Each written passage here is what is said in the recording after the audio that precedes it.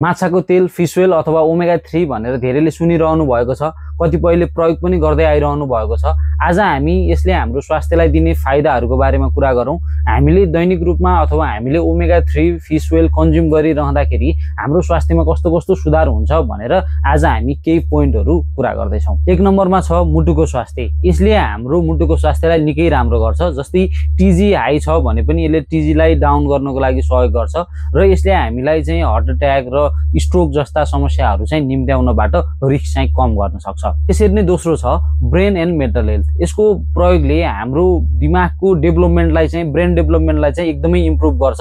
Specially प्रेग्नेन्सीको अवस्थामा बच्चाको ब्रेनलाई चाहिँ यसले डेभलप गराउन निकै नै सहयोग गर्छ र हाम्रो मेमोरीहरू यसले इम्प्रुभ गराउँछ र सँगसँगै यसले जुन हाम्रो डिप्रेसनको, एन्जाइटीको हैन यसको रिस्कहरू पनि के गर्छ, कम गर्न सक्छ।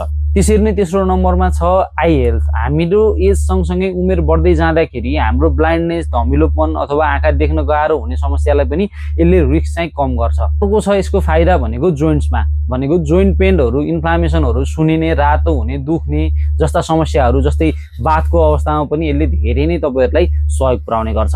अर्को छ मेटाबोलिजम एन्ड इम्युनिटी।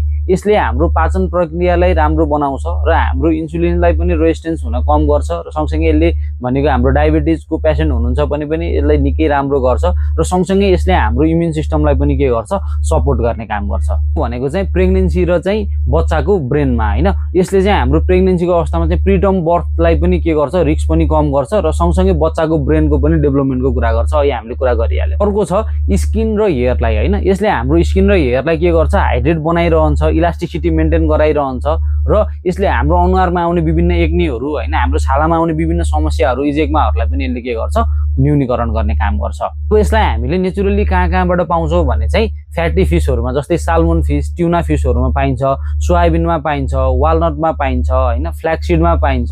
त्यसरी नै हामीले बजारमा सप्लिमेन्टको रूपमा, फिस ओइलको रूपमा पनि यसलाई पाउँछौँ। यो भयो यसलाई हामीले कसरी पाउँछौँ र यसले हामीलाई स्वास्थ्यमा दिने फाइदाहरूको कुरा।